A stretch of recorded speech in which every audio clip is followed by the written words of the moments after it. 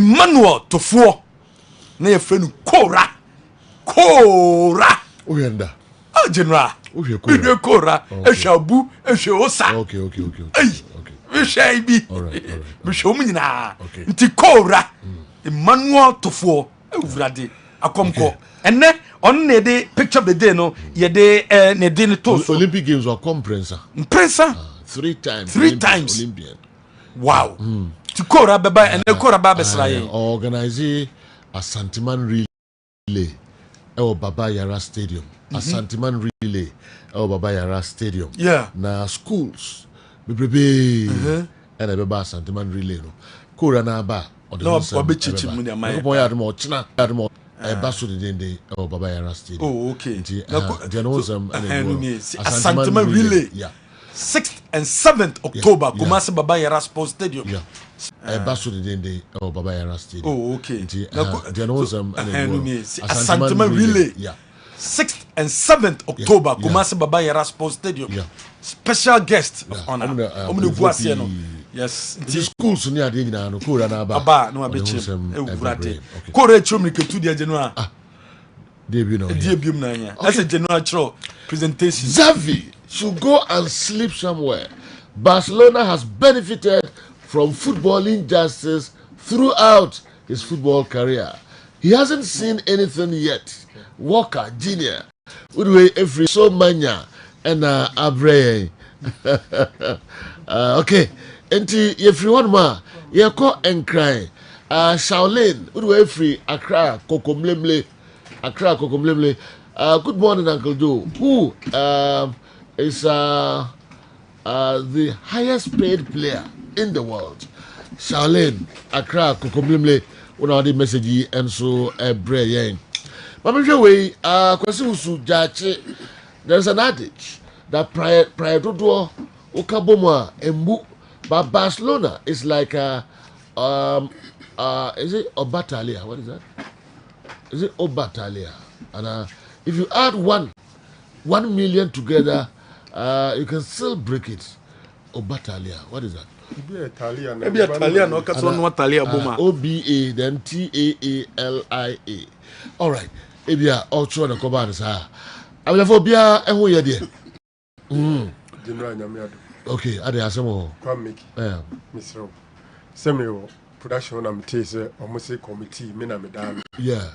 Na bibia ma hwehwe minim bibia yeah sikana Ronaldo Dibano for more winning friends picture of the day say we dey a tifo ne ahwefo nyani masem maybe TV so na aka say me na me da committee na no yeah na minim say chairman de nke bia na sika ba ne aka so chairman they are by 500 tika week ni so a check rank bia week ni so 500 no nipa dodo say na we ne ye nti say ni etu ya kase yeah ma free meeting afra omoma o committee ne disciplinary committee yenya disciplinary case e be da ba krono e koso me no ma free committee nya unim say me catch o mama kuntabom de o mama hu sika ne adam ki catch am say o de me de obema me lunch who's the starting here na Tony and order na yiri course a restaurant bi na yes krono e koso ho no na de am one say Mumu akunta chire ma so minya mbema me lunch.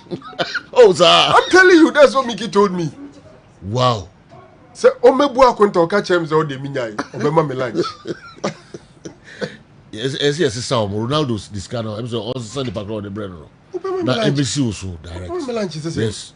We don't trust them. Tony ko ka chire Mickey say omukomu appointment letter. Oh. All right. Eti yenshas yevanshas na Andy Kem say bibia eye de. Okay. Obashas if Barcelona na. Any Inter Milan enra na nya sam kitwa o.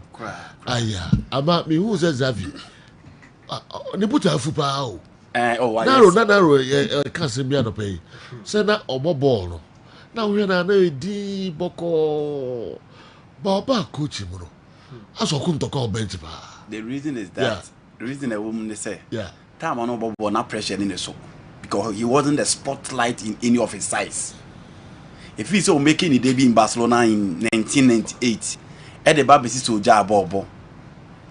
He became a certain integral and a focal point in the Barcelona setup in Pep Guardiola's era. But onyo obia se Barcelona for Bobo na nko yi anu obi bonechi. In as much as he was once a captain of the side, and during that time, now it was a time and that team no both to the very peak. Mekaipa proud to the 2005-2006 Champions League. Chelsea born na Ronaldinho dane in the 9 ebo share 4-2 no. First goal na Ian Robben Moje Bono ko share or Javi in midfield. Into Genoa from being a Catalan boy, he has been part of the construction from the very first day. But onye obia pressure ban so da. On taking center stage in any team that. But the moment I want to call Assad no, in one of his games, Ojina touchline, a ball to train man the foot crash, I don't know, a roy. This time, a legend was there, and a first legender, Omaya go in Wembley against Sampdoria in 1992 was sacked in Ronald Koeman. The Javi and the games of boy and comparatively, and the probably say no. Ronald Koeman games statistically was better than Javi, but he pamon and the Javi aba. Now Javi ba and man he went to Europa, there was no pressure. Europa didn't go as there was no pressure. Barcelona added material to the setup. I mean all the year Juma, and in the Champions League group stage with Inter Milan, Bayern Munich, and then Barcelona plus Vitoria Plaza, Barcelona third. Someone to 2 million a year with all these stars. And the amount of money spent in the market. Yes. With the amount of money spent in the market, Sebastian to 2 million a year, they will be in Europa. Wow. So there's so much pressure on him now. Wow. One, among for Bonnetti say, Seba Hatefi, Eba Cadiz, Eba Mayoka, Eba Nkoso Fone dia, we are Nabasa above 5, no more above 4, no more Boguma. But the game against Bayern Munich, in as much as Barcelona played well, they lost by 2-0. Inter Milan, Obia watch Inter Barcelona games in recent time. Be a gamer, Barca tie winning, and Enra Javi seti tone before the game about referees and all casse. Referees don't key decisions on the field of play. I will see a more with a chance to come out and explain. And I know a lot of people too are not happy with the kind of lineup of the ball game. No, the game plan for me was porous. It was one-dimensional. There was no variation. It was predictable and it was easy for you to locate Javi plan or the ball game. No, Mintia said that. Said Javi decided say no matter the opposition of Beshia, he will stick to Pedri, Gavi, Sergio Busquets in midfield. You are in San Siro and then you bench Frank Kessben in this particular game. It's you know at this time there's so much pressure. There is huge pressure. He needs to deliver. And you know if Barca plays against two big clubs, what do you expect? There's pressure on him now. On the touchline than Canena no Bobono. Those time it was Messi. Ekoye and Koyo, it was Messi. In as much as he was so integral, but the focal point and the main man in that particular setup was Abrante Ayefele Lionel Messi. But this time he's the main man and Senyema and Koya. And that game no now say Barcelona winning and referee the Titi Omo. Emma Intershon Kaba comment Mantino. That be I will be I disagree. But I'm here. It was a well organized Inter Milan side. For the first time I've seen them putting such kind of performance at San Siro in many years. Me who say Inter a defender with a well organized structure. Among committing mistakes, among committing errors. So show me against Bayern Munich. I'm defending ye, but in the final minute, I'm to me and stop all errors. But this particular game, Genoa, in as much as Barcelona knew most of the possession, share Dembele in the 18-yard box, check the number of players within the box. It tells you how organized they were. Omu make sure say Javi plan was simple. Se ball no bedroom finfia enko Pedri ho. Pedri je ball na enko Dembele ho. Dembele was supposed to be the channel of supply for the Barcelona team. And share how Di Marco and then Alessandro Bastoni dealt with Abrante friend Dembele on the lines. And look at how this almost topple the final passes of Pedri inside area. Check how they play out Rafinha in the game and check how Ansu Fati bad game no. And you know on the whole, Robert Lewandowski was a complete passenger throughout the game. He was a complete liability. It tells you the kind of work Simeone Inzaghi here. I agree a lot of interpretation about for that particular ball. say a penalty, a bimusi a bonity, a bimusi a boninsa, oko Spain a lot of interpretations. But this is a decision now. My mother benefit of doubt. Ebi another fikale, you know, obinya the better interpretation. That's a color crab hanope. Oh, okay. Is a drew na wabetre. A bomb you need answer. Aye, it cabo them frails. A canitin a becan inside abebo and so fat in son. Wow. It was a difficult tie, and you know, referee when I look at the VR, but what can you say? But a full protest, almost say. They not take VR and against Bayern Munich no one understand THD until he was intentional. I think said Jabi need to up his game. And the players no be as I said omo anu tum. Thierry Henry and so can the corner say free referees no. Na senso for a question omo. Say the free managers na say we unti me dey ope na won ko say be the musuma. Na bi ko nema wo ye no e ha dwen ye papa. O say ne ba ne bakra hu se ball no ball e o fie ono kra TV ngwa no yo na cameras bebrebe musumo hu e dey hard na Europa no mo kan say Barcelona 9 points, Bayern 9 points, Inter 6 points, Barca 3 points. Obe host to Bayern, obe host to Inter Milan. You know, Victoria Plaza ngwa no bako. Yes. Yeah. Who was also Europa? No, I don't see that. Okay. Inter Milan is team until some be qualify. Me mean some be qualify. Okay. And no performance from the man on beating IBBA. They have materials. Even against Barcelona, I was not expecting them to defend with the materials available. But almost set it back. It worked for them because the Uti Kaha Kanogla or see goalkeeper and Fernando Ronaldo and the catcher and say, Testega the other born fan in Senifaswa or you weak continent and or the far no Poche. But Bayern at New Camp Dinois is a 50-50 Barcelona are not favorite because the recent form of Leroy signing and you know I mean him say no okay Sadio Mane go now. Yeah. So when they attack, yes or so yeah I want the ball back kotum. So on attack which the areas are go no.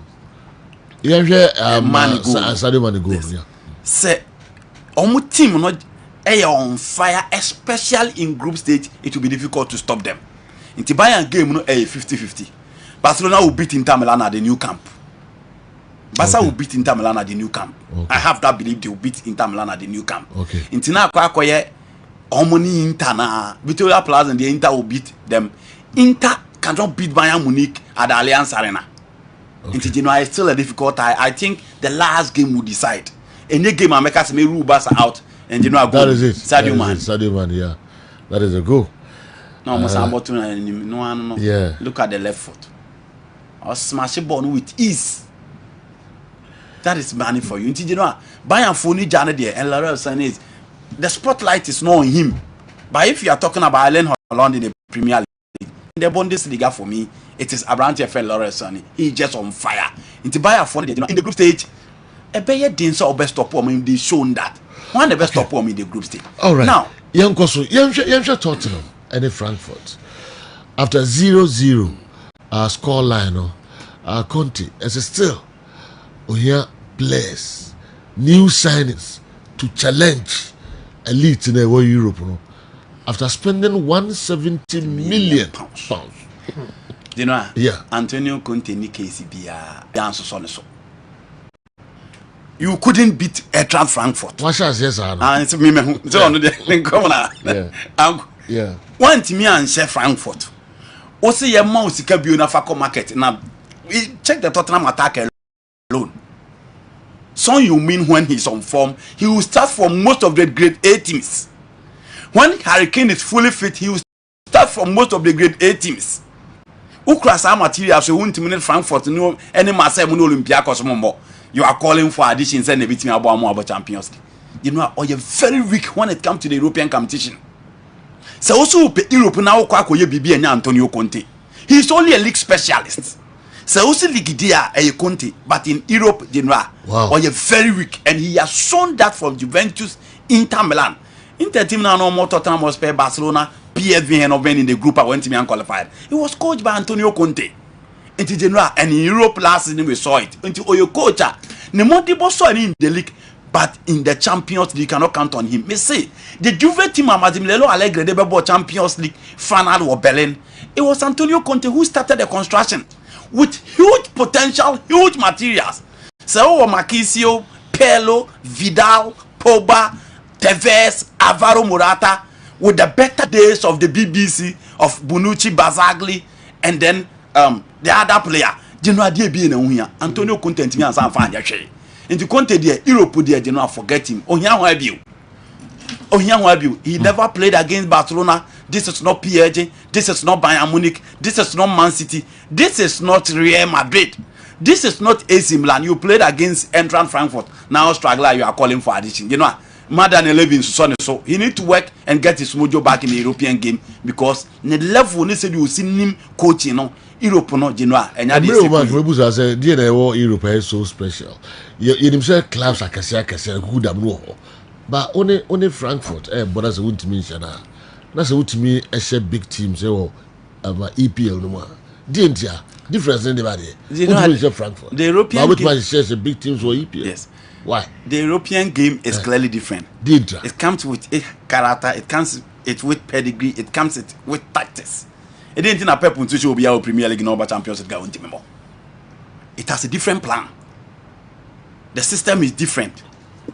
In Europe, in your masters in Europe, your grand masters in Europe, wow. A different platform.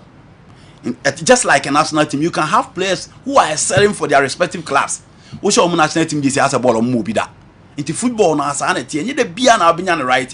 Into your Carlo Ancelotti mo, Zinedine Zidane mo, Otmar Hitzfeld mo, Hansi Flick did an exceptional job for Bayern Munich. He's struggling with Germany. Into football now, and Conte situation in Genoa. He is simply not good when it comes to home and away games. So I follow Conte from Juve at the Babisina. So our games about home and away, especially in the Champions League, the European competition, he's not up there. And no Napoli Edrezi Bahanibu. And you know, the Luciano Spalletti and Emma. Also, one of they will believe in the ghost of Diego Armando Maradona and yes, miracles. Maradona won the Champions League. He won the Europa Cup for a team, my friend, SS Napoli.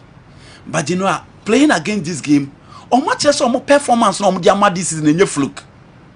Shall Liverpool 4. They are the top team in the Italian Serie A, and they visited the Amsterdam Arena, the Johan Cruyff recent arena, and gave them 6. You know, and no more defense. And they say, "Finish." Will consider 9-minute goal. Yes. Kudus. Yes. You know, almost say finish school. Now, Junior Timbers, Kevin Bassi, Daily Blend, and Renage almost stretch your defense. Let's say, baby. Peja born and we are Matum and Raspadori Emma Messi Abrantia Fed Vito Osimhen. And the good thing is that any one player penetration goes in now. De Lorenzo Frecci no Abeshe, Zelensky from it for no Abeshe, and look at the control from Zambo Agbiza against these Ayas guys. Ayas.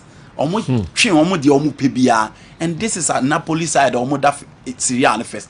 It looks as if the Syria teams gradually are picking up in the European game. AC Milan 2 games on 4 points. You can Inter Milan beating Barcelona, and you have Napoli, almost Liverpool 4, almost Ajax. These are teams almost level in Europe. Napoli any quarter. A bra abo Europe, any bra Liverpool abo Europe no. And yasem ketwa. The materials available for these teams, but they've given them 6, and then you know the last time they gave Liverpool 4. So you give it to Luciano Spalletti for Edumana Genoa. What team Ayano? Kamal Sua. Super. Eboa Club Rouge. Emma Omo. Atletico Madrid 2-0. Yes. You know, Simeone dear, me na me coach no. But I also Eric Cerezo mo hwe no mo sesa no. See what's because materials a crown one. Okay, table no that last on the table. He's struggling in the Spanish La Liga too. But Kamal Soa has been consistent. Denis Odor is so boy, you know, I mean, Denis Odor was part of the Atreback. Okay. He played. But Kamal Soa, the last time he scored, I need to be in the videos for her. And you know, to have a Ghanaian playing in the Champions League. Ghana for doesn't have Champions League. So to have a Ghanaian playing at the Champions League is a plus, it's an addition. And I say again, you may need these players for the World Cup. In the Champions League 3 times on a row. Yenya kama so wa on so Champions League no obo the top flight European game on so obo he is scoring. Yenya Denis Odoya Ononso Boyan is playing so well. You know, it's a good addition for the Blasters. The Akana a technical team, no. Ni sombe team ni Amranti and Kokopima. Because you know, in the Champions League, ball with the very best in Europe. Materials now you know. And this is ATM team. They have Jose Maria Jimenez, the center back for Uruguay. No, the and against Uruguay, he will be the center back for Uruguay. He played. Come on, so fan who to Atana. We can only hope these players get fully fit. They get a call up and coach to out of your more. You know, and go in. Net me boy at the World Cup. Okay, before the bar and the games, no, as so kakra. Minim Franco, General narrow, yeah. You see, a quick one. Mejitum Antonio Conte Europe on Onyadi. When your best team scenario, I don't want to find she. But so we told them team very well. I agree with him. Say, obey here additional players to compete with the top class player teams that were Europe. What up, the team? No? Yes, the starting 11 looks solid. Especially the attacking phase, or Hurricane, or Richarlison or Bob Brazil number 9. Now, Son Heung-min as your trident or fronter. Problem be anymore. But teams I can say or Europe no. Omuji tum say their day some of these guys will have bad day. Then you look at the bench. Osha Tottenham bench Kulusevski, Epra, and he wasn't part of the team. And now me sure my bench. Na me attack a bia obet we do any ato so say oba besisa into teams na omo domestic league no musa ya de we Europe no they have very solid team with a strong starting 11 with able a bench but I think say the bench no problem or players can have their good day throughout in a situation o players no we need almost one deliver no that is where you look at the bench and get somebody to come and do the magic for you but Tottenham team apart from almost starting 11, Lucas Moura and then Kulusevski or more bench. Unfortunately, the two are injured. International money more than for the more bench doesn't look good, and I think says some more expectation or competing wall in Europe there. And so say beefing the squad no further. General, we are no free honor. Group C no, you're very interesting. Two positions here decided, in my opinion. They're unqualified. Any double topic group no.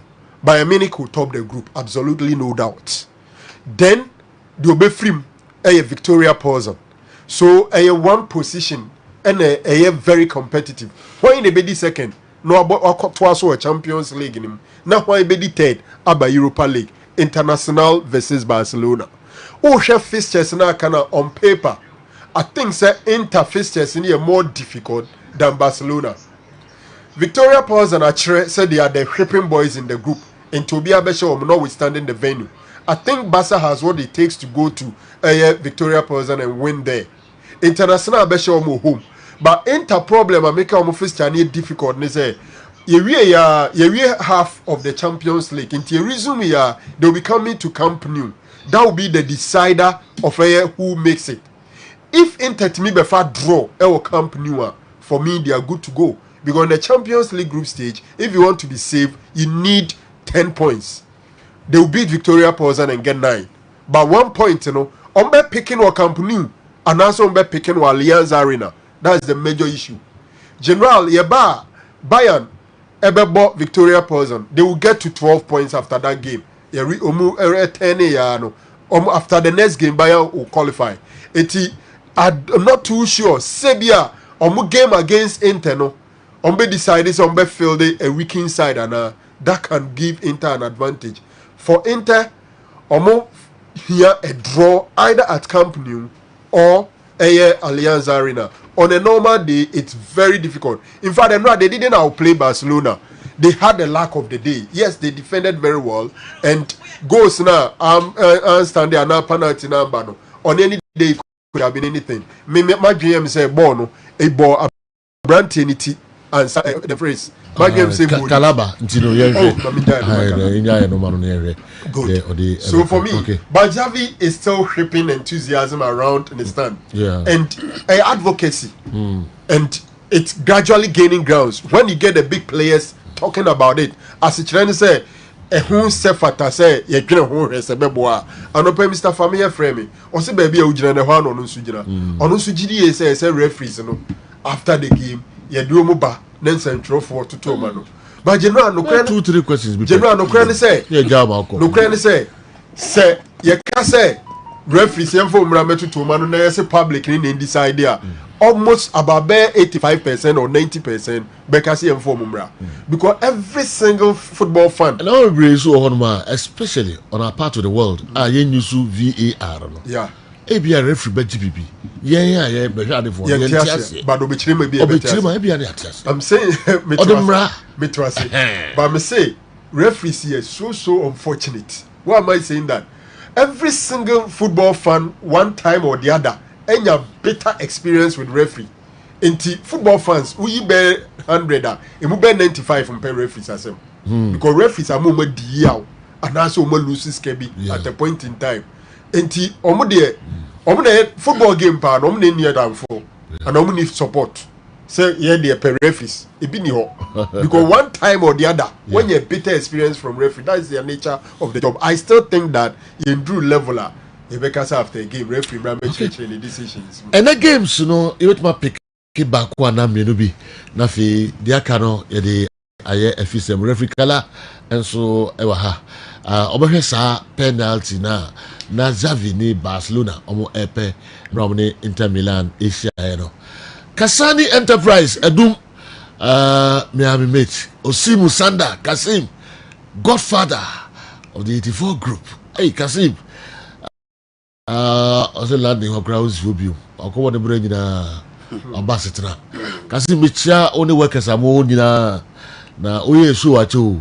The na you him Osimu, the Washington. Good morning. Antonio Conte should give us a break.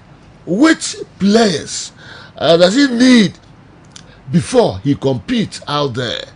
Do you know that the center back of Napoli is from South Korea?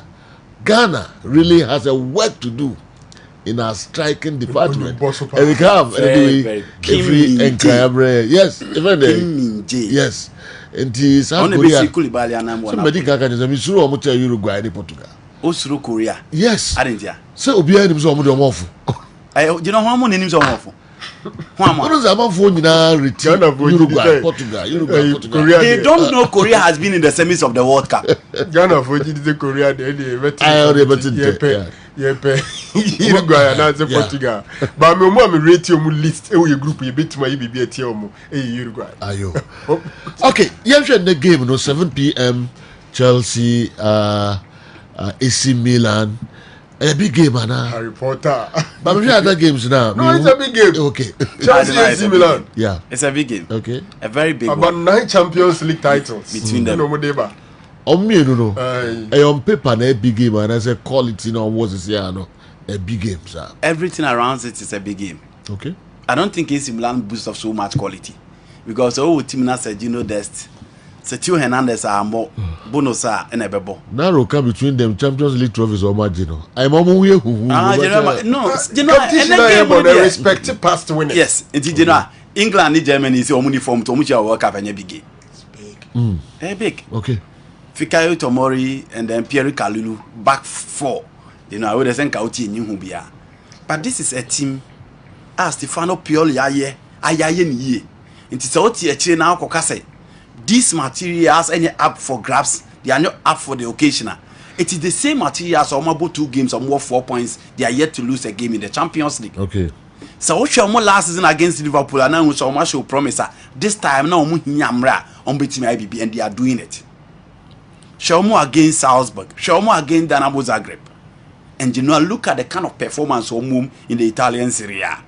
A very good team modeled by Openia friend Stefano Pioli. It's more Ben Aba into a man for Kessben. Sandro Tonali is doing so well and they are good to go in midfield. The front three are Olivier Giroud. One player was in the Chelsea money corner home. Abranti friend Rafael Leo. Minim said, you know, I heard that. Oh, what heard on? Why? And some not Chelsea cry pen. Yeah. And I don't know if he will start. Yes, if he will start in the Portuguese national team, then whoever plays at the right back needs to be very careful for Ghana. Spectacular goal. Yes. So best start to a Portugal team now, they'll be able to, Ghana needs to be very careful. Yeah. And for me, he is the main man for this particular side. In such occasion, no, now morning call Olivier Giroud who baby, but they know the team changing Yama at the mass side teams. The Catalan will play behind with Krunic on the right in a 4-2-3-1 Stefano Pioli de Beba.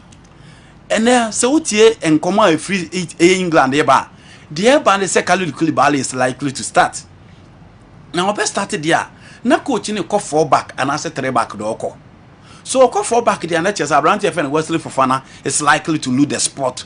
Now on it Thiago Silva Babo because out of the games on Mabono, coach Natchez and a fair choice centre back Abrante and Thiago Silva. So we are going to see Koulibaly and then Thiago Silva with James Benchwell. Jorginho Ama a very good account of himself against Crystal Palace. Until Conor Gallagher is likely to come in.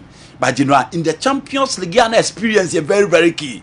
And against AC Milan, their midfield, you will need Jorginho in there. He will the form Matthew Kovacic, the Obian himself said, when he is fit, there's no way I'll bet me a bench because N'Golo Kante is not available. This is not the game for Luf to check into. Obviously, over here, Matthew Kovacic will bet me a 17 position in Finfi. Kai Havertz, Raheem Sterling, Mason Mount behind Abrante Ayefreno. Pierre-Emerick Aubameyang.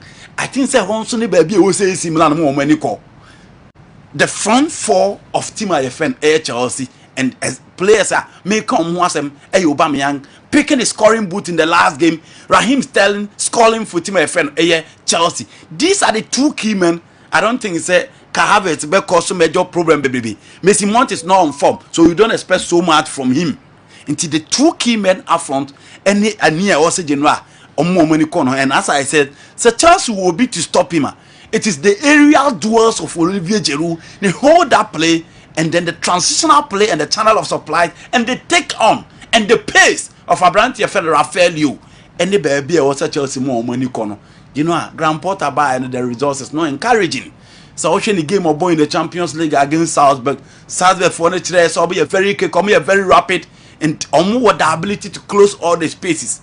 Milan will come with that physicality and depend on Rafael on the left. At Honey Adia, it was a Grand Porter and a man and more money call. But you know, in such games, you are now be expecting players and so unbelievable to 8 billion. You are not looking up to Grand Porter.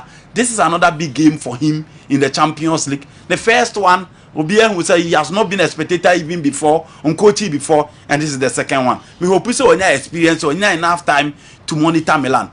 The last time AC Milan be a victory. England Old Trafford in 2005.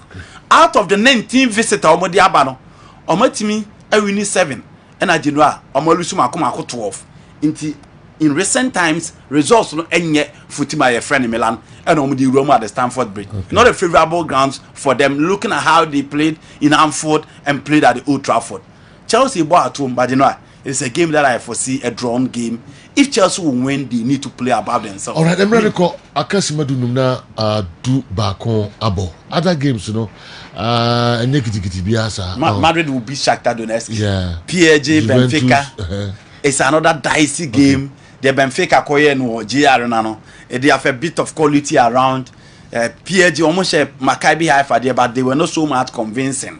Otamendi Mubenya test on Antonio Sanchez, Alex Grimaldi and Gilberto Ebenya test in defense against Lionel Messi, Kylian Mbappe and the Neymar da Silva.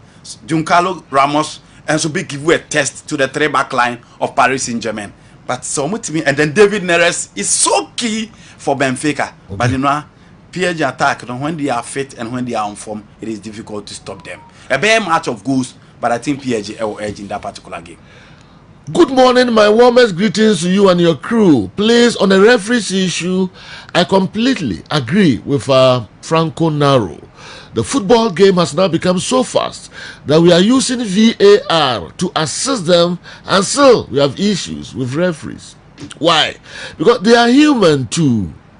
The moment we put referees in the spotlight after a game to answer questions, we'll put them in grave danger, as some of the decisions they take are spontaneous. Let's have them out. Let's leave them out, please. I suggest we rather interview a retired referee instead and let the referees learn from their mistakes and improve Thank you. God Almighty bless you for the good work you doing. Nana Mankwabwate, good morning. Oh, Yadasepa, what the in February. Nankopon Koswana Unshrao. Richard Asenso, on the way free and crying, and Abre Asenso and Yanayaresa. Sisi Ujinaso. I asked Andy to give us the head-to-head between Klopp and Guardiola because he's always saying Guardiola is beating everybody in the EPL. Asenso, those who they Abre, I don't know. Me call wa 5 league no or he's not beating anybody. Yeah. Diku Ismail wa Old Trafford. Up head-to-head. Specific. Yeah. Between the two. Yeah. Good morning.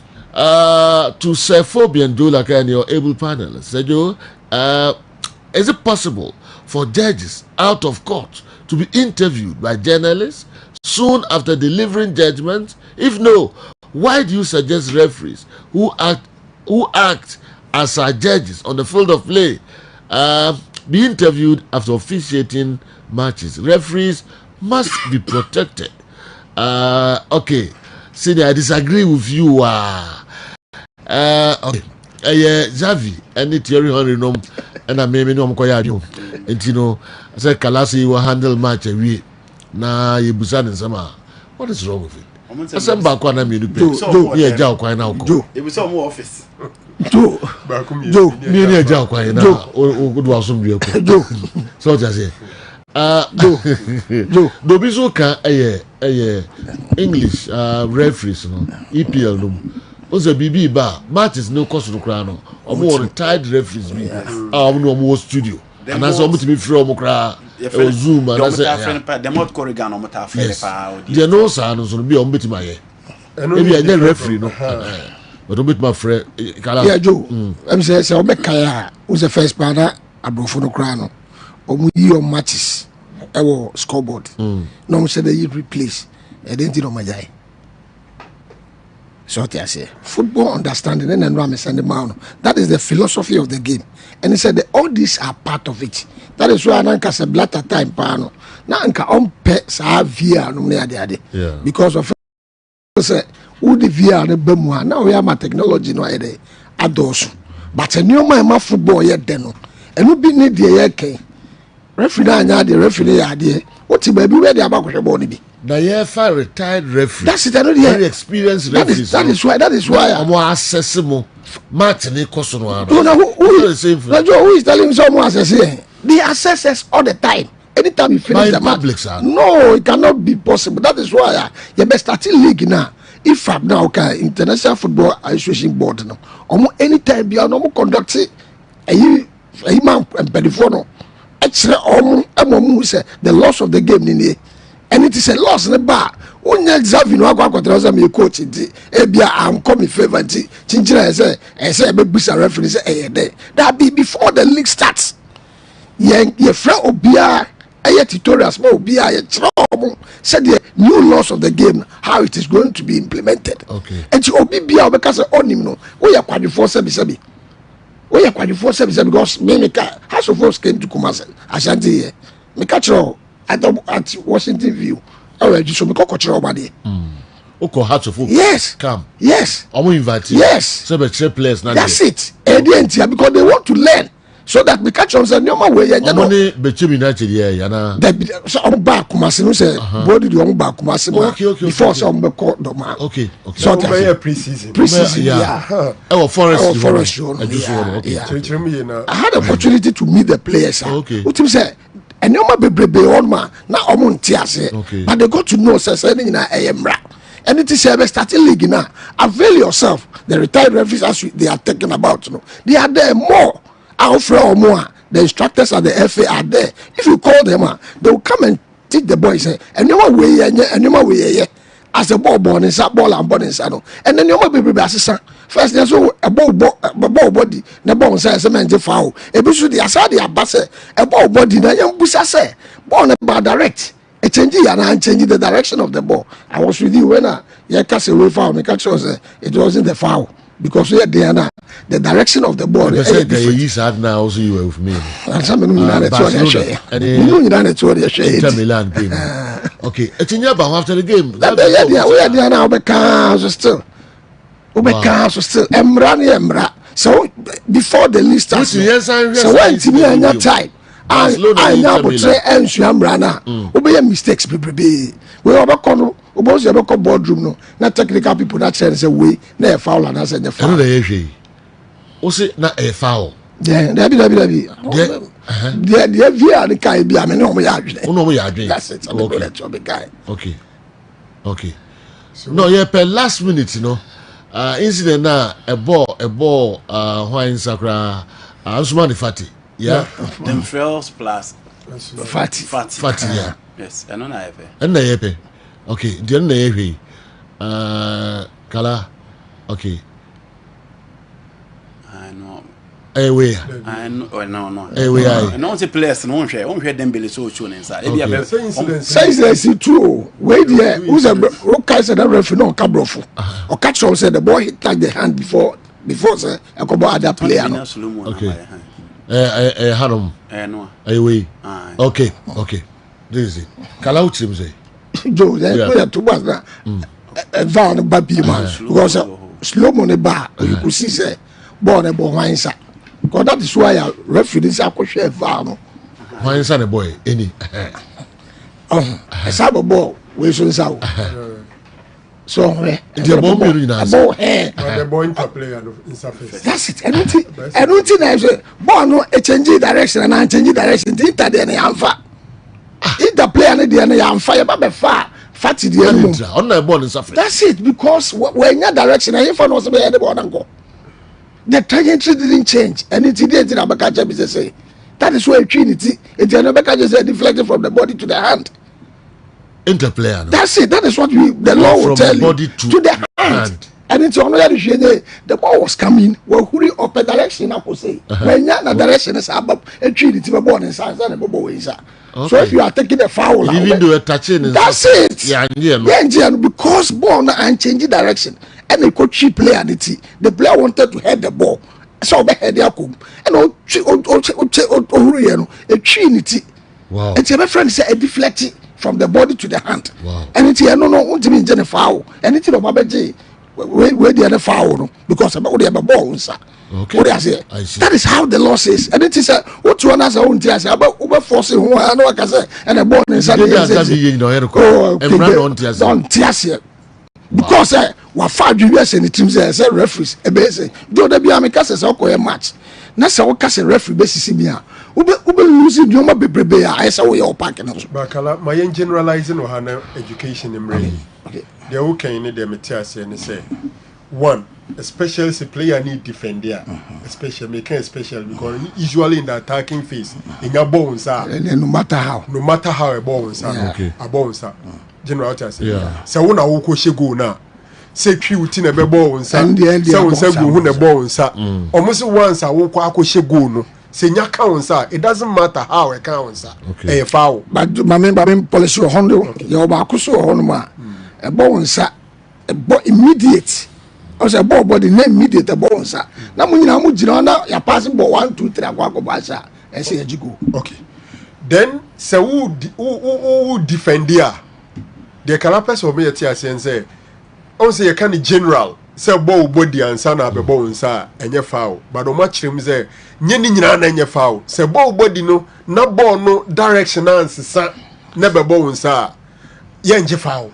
So in the case of them fresh, then we have a tree body go ahead anymore. That's it. But the tree nitino, baby a ball no corner and nama and bekan. The ball didn't change. So the direction of the ball didn't change because of that, and because Osai defended Nintino, or defending go Nintino, and only your foul. And your foul there, any incident they may follow up a foul a budget. That's it. A similar to a Chelsea ne, no match on boy here.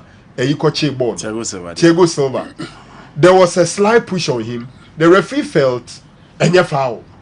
It is a foul. One foul now. The bet was will be a foul, baby. Just like Kotokone has folk. Fatau has captain. Ubekemo push one echi. Now me argue say the push could have been foul, but the moment I want you and chances will be a foul. I want you to know. But how is this one different from the Martinez own against Real Sociedad and then Manchester City against Real Madrid? Emerick Laporte again. We've got those incidents, but see, okay, Laporte, you know, like one okay, say penalty. Okay, how is thinking? What's around? Okay, those incidents. A bunch of chamber say, player no, there was no risk. I'll take it. One had no more BBM. Because people are caught and a bono and to be ambony tribute. A bony tribute in Guadia. It's just a friend deflection. Because one be beyond direct.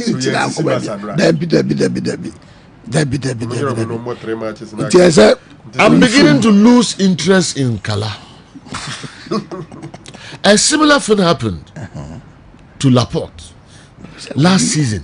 He came and defended the referee. And today too. Opambo KB Koforidua. Because the player took a risk. That is how him say. And was certain and say. Anything a man go Bazano. Where they be behind yes. So that is how it is. I wish we can get them. The local source number 12, so Kessben 3.3. So Joe, my fan say referees no and penny for 2 years.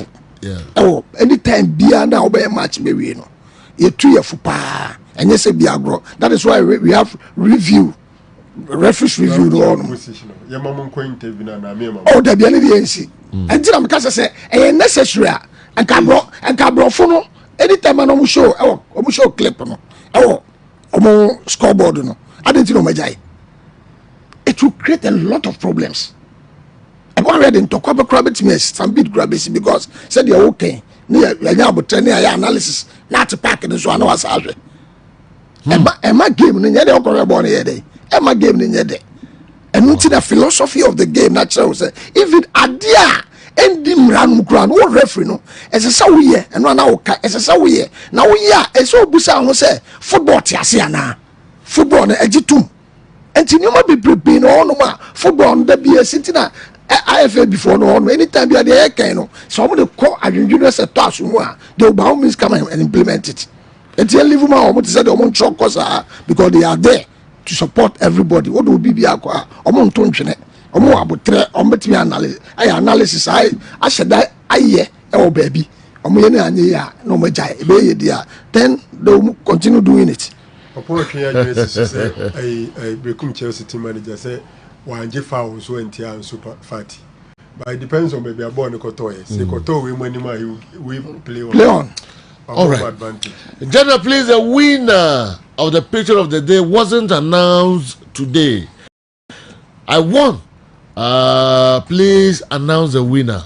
Sir, Udi Edison, so among any man around here, you know. Chichikuni no offers. Chichikuni offers, that's a gra na meow. No one say no. Monfa winner number. I brand to be so ne winning Mr. Motori.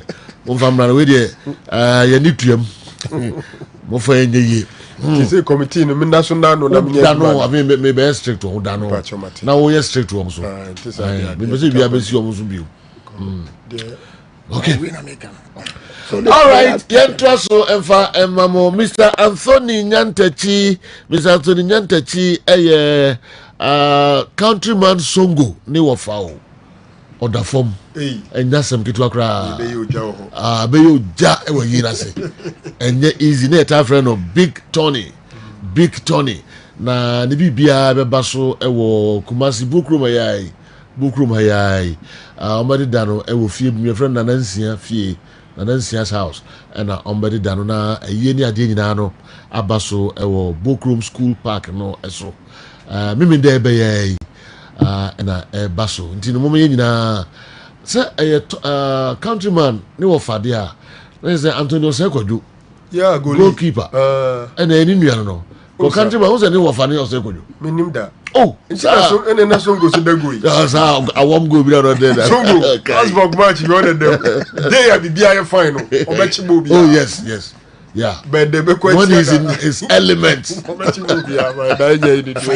okay oja eti wo mayen koja countryman songo na onkra ni wofa Anthony Nyantechi netai efreno Big Tony and so I don't know maybe in the year in the basso come here arguments as we say unim Kwame Abuajimensa.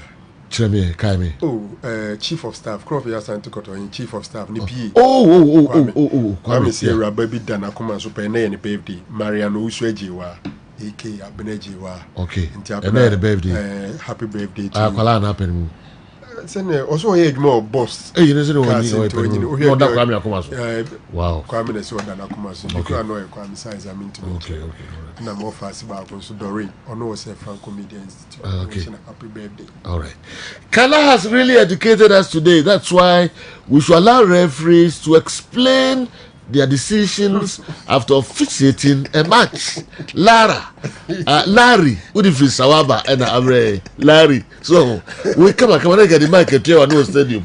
What's it, my man? No, don't do that.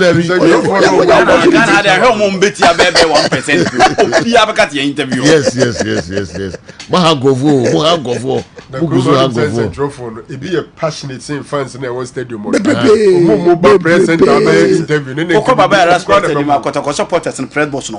Okay.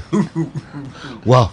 Enti yadi ebesi ha na greetings to you and your wonderful team, especially Sir Franco Naro and Andy Kem. I love your show and how you do your discussions. I was impressed with Inter Milan's performance against Barcelona. This is how my lovely club, Manchester United, should have played against Man City. You don't open up to teams that possess football. I'm critical Ghana from Awoshi, but currently listening live at Kolebu. Much love for your show, and it's an honor to comment on your show. Yeah, that's critical. With the free Awoshi, says he also Kolebu, and I will hear a show. No, all right, Marijata, General, can they come and found home? General, yes, sir. Sir Franco crowd, you me too many. Picture of the day, no. You mere or the winner number. Oh, okay. Winner no Okofu Jesse Pato Anapato Okofu Jesse Pato una wini ye nti no misrel fa o number no ekọ ba bia wini no no na wonfa osika no mra ontentem answer no Emmanuel Tufo Kora retired athlete na nka bibia nsidi a behwe nanim omo organize a Santiman relay bi Baba Yara Stadium yakopon ya aduma ochina ene na dechiye na schools bebrebe na Kora ene ne mpanifo Olympic Games ono kwa compressor enye easy kra na mfi onfa program no kakra emeto yanim ochina ene na dechiye Baba Yara Stadium mo amaniji eye athletics hono mo fu mani nchire Baba Yara Stadium schools no ye hwe athletics achepa o titu Baba Yara Stadium achepa special one pa nyakomo ya aduma ochina na eno so eno no Marijata General, yes sir.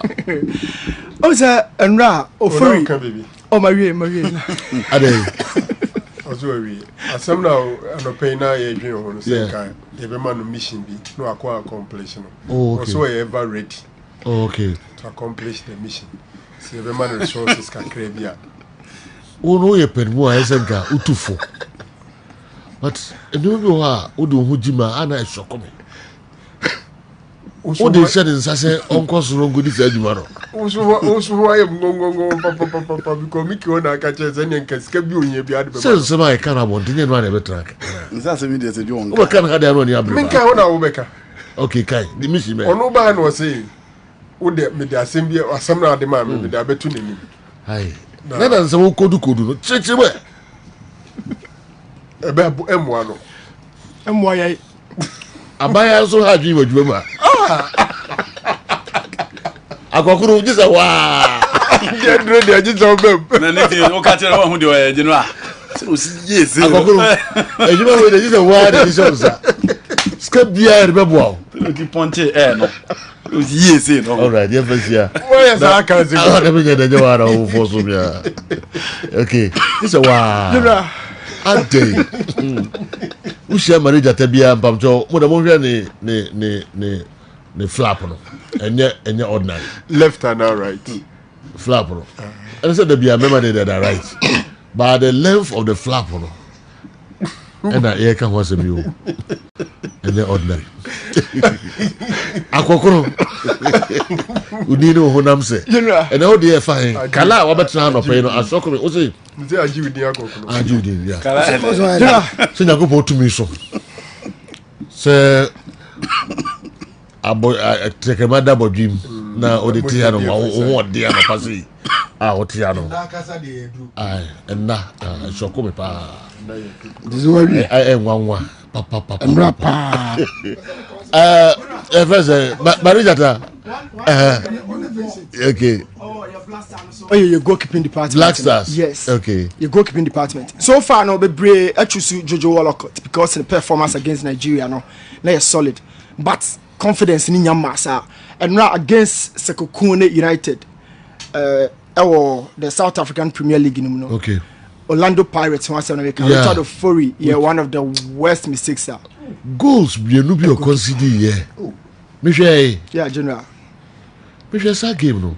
And it was bad. Bakuba last minute. Last hour no crown pet the person make one for many reasons. For many reasons. Fast pay free post. Yes. And then also Mendy yes situation to be Mendy recently only Rudiger. Mendy is similar error. But I think the decision making no general say if a PS muna error way a PF free there and a World Cup platform so dey no free obey especially who receive back pass from defenders. So general me person me analyze that particular situation no. And then there was a question say as for defenders no general as a collective body omo nya there my ball room in detail say one-on-one situations omo brepa to recover and then win back balls one-on-one has for defenders in a break. Yeah. And me can say highlight it. Okay. General Oma me bra Had to for game no so you memenda. Eba 4 p.m. Eba. Wow. Eba. And what they need this video to work on those individuals. Wow. And you're so recurrent. Wow. No, scientifically, football is a repetitive action. I didn't win in the best out to that for. Okay. But as to when and why else to be no. Reasons why you come back into the repair books. Okay. But as for defenders, especially more last side, you know, being the leader within the back line. Has for more yes, General. Program no they need to up their game, especially where Chiho. Now has for be free more African and attack and you for the defense and one. So has for become more African one and attack and you for a defense and one. So General, so be mudia. You start with your foreign near share for you kakra. Not quickly. Yet me a movie call. But for has folk and the Honor Center. All right. Dimami Komra. Right. Now share because match in the house for one. No. Because for us when you wumpa. Enter a slot about become one. Because for any has match. Yeah, Kono enter a slot about James Kunum. James could say one more match, but we'll be jubilate.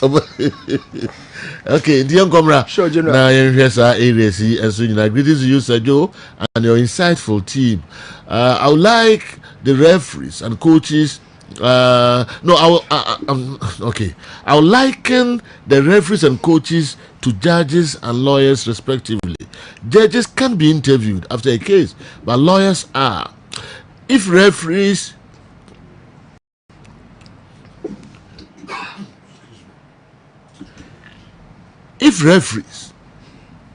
present themselves to the press after each game for questions, it will demoralize them.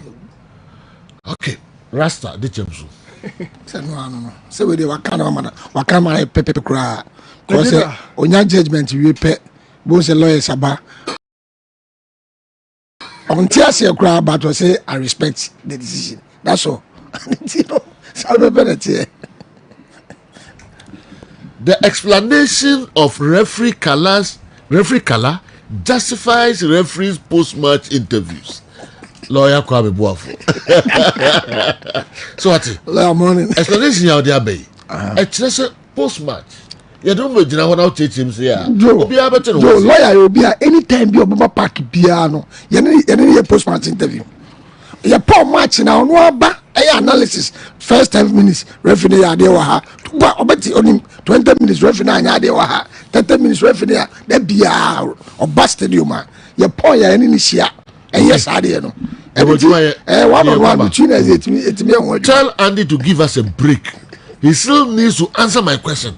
Richard Asenso Accra. So bisa wa se bia no Klopp I winning 9, Pep Guardiola winning 8, 5 fire draw. He's just looking at the head-to-head between the two. Yeah. No, I'm there, man. Okay.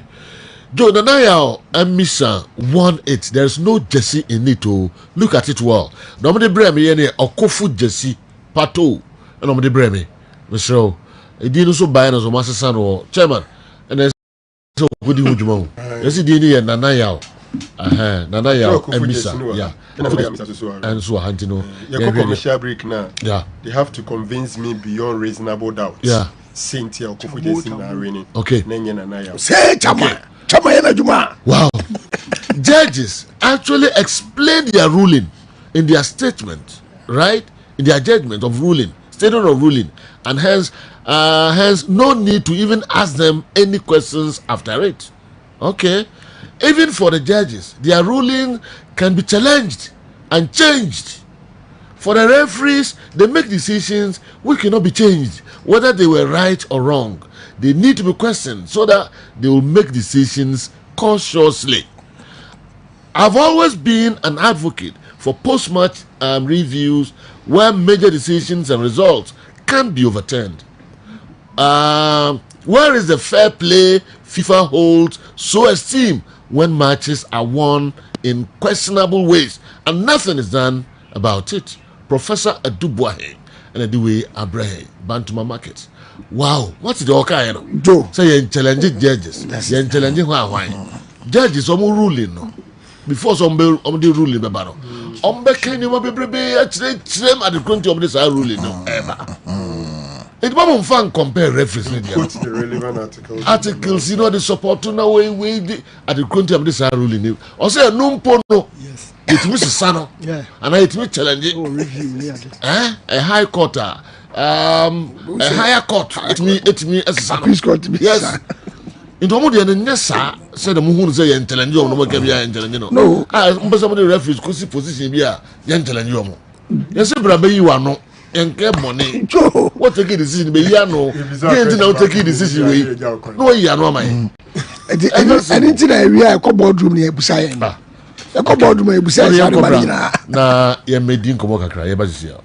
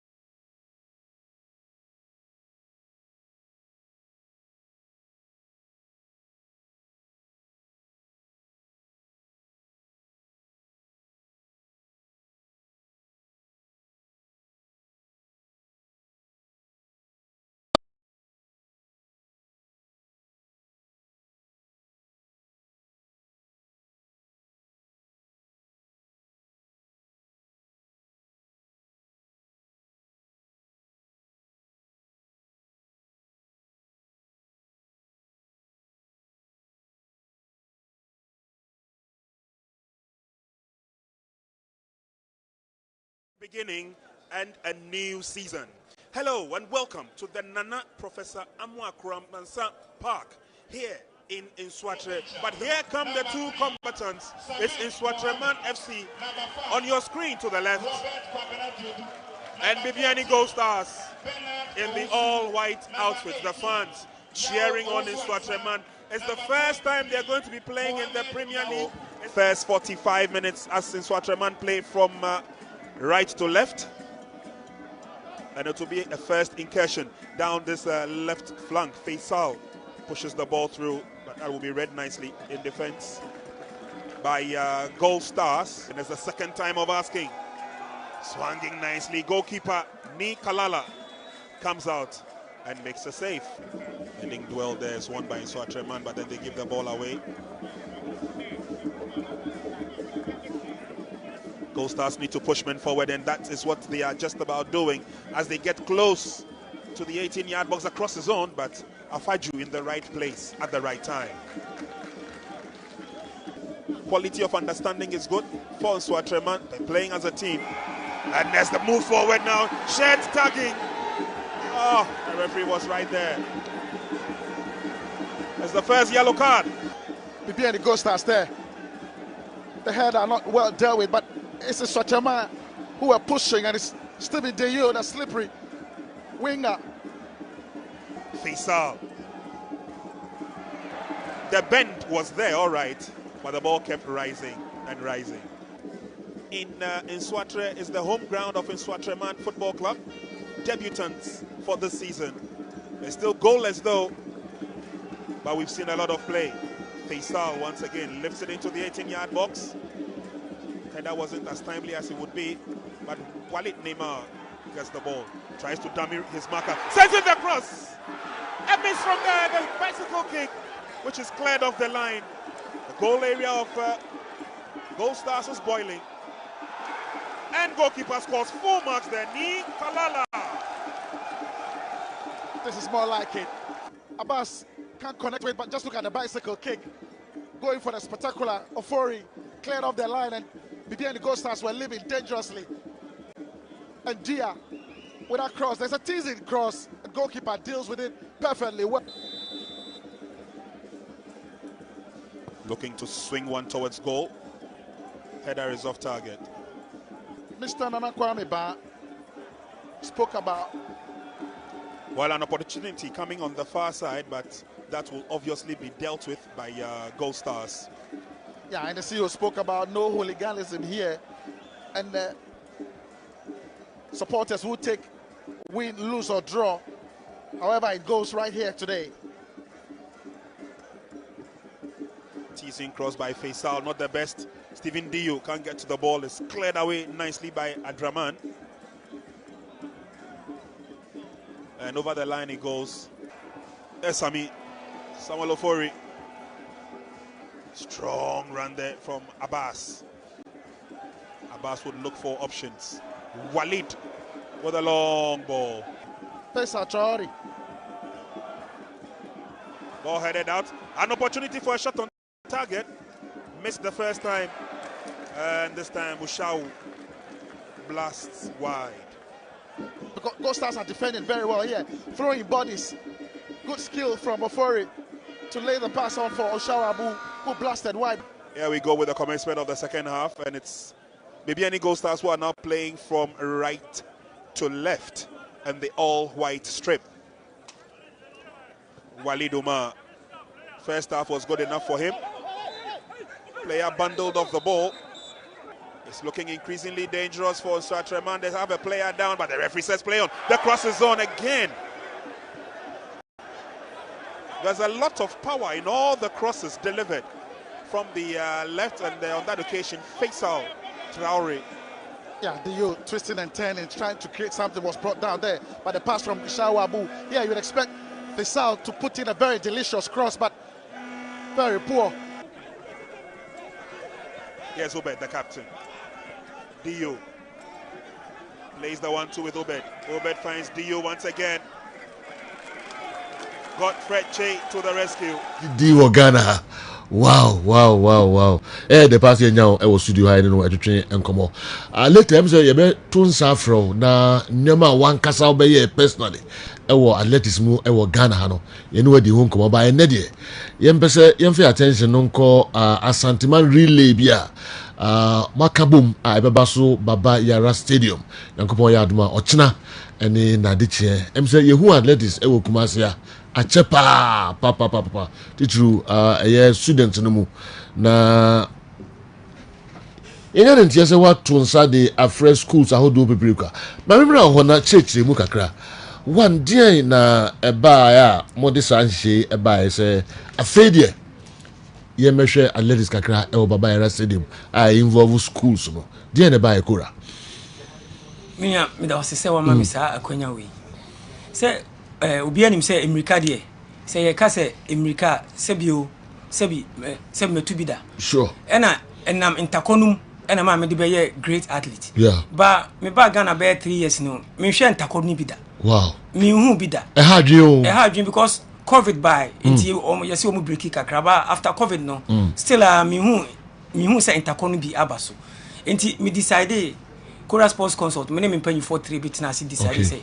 I didn't na young organizing mini intercobina o mom hwe bia che no omo enhwe okay and I'm say okay a good idea nti me try say me who sponsors be me no omo kodi nkomo Goil Ash Foam Ghana Gas okay any special ice okay Ghana Post obo so okay yeah it's part of me any Kumasi Amekum executive club for say yenya Kumasi for okay and East Legon executive club men's club omina me ko hu one so a good idea nti ye betima so wasne kakra help bia no nti me keka bo man am say okay me ba Kumasi na be hu education service for no say me person me organize interconoms kora ya kora boy because scan who I dey be nti say wo be boy na wa ya dia ye da wasipa kwan da ho nti omo ma me kwan and I'm saying omo select schools ni bi ma me ba me pe schools bia na competition ni wom what na say wo kan because Kumasi men's club for no wom East Legon for no wom ebi ko school Pokuare prepare o say tutu and mass high school boys sector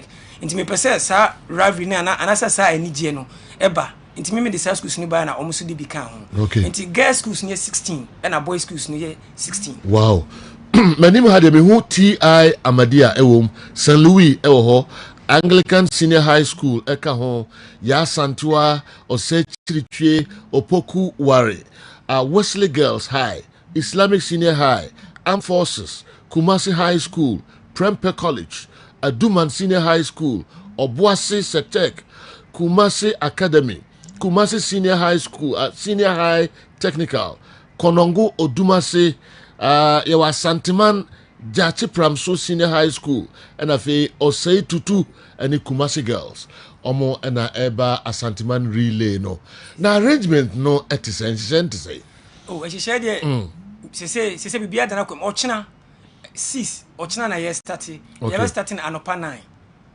ni apon ewia num kakra ye be break ni aba na ewia no ye starting apon be 4 na Friday so you starting 9 ni apon be 4:30 yeah entino mesra se obia wa wo hwe ntakwa che no yeah e wo se mu nyina mo ba Kumasi Sports Stadium na mo meboa na ye nhwe prices no so ye kito ya 2 CDs and 5 CDs oh 2 CDs pe and 5 yeah ye pese Kumasi for free se ntako no yesa dia babim wow ti we de o mo hwe o mo ni so ade o china ne o chinachi no can relay enu e de ba dia really ni edi am dia really enu nche se ye betu really nko sa na madwin ko ye David ye betu 200 meters 200 meters 400 meters 800 meters 1500 meters long jump high jump na ye two relays no 4 by 100 meters 4 by 4 4 by 200 and a medley and a mixed relay a man me ma be kan bom no mo to schools no dey achechi mo mo ombeshishi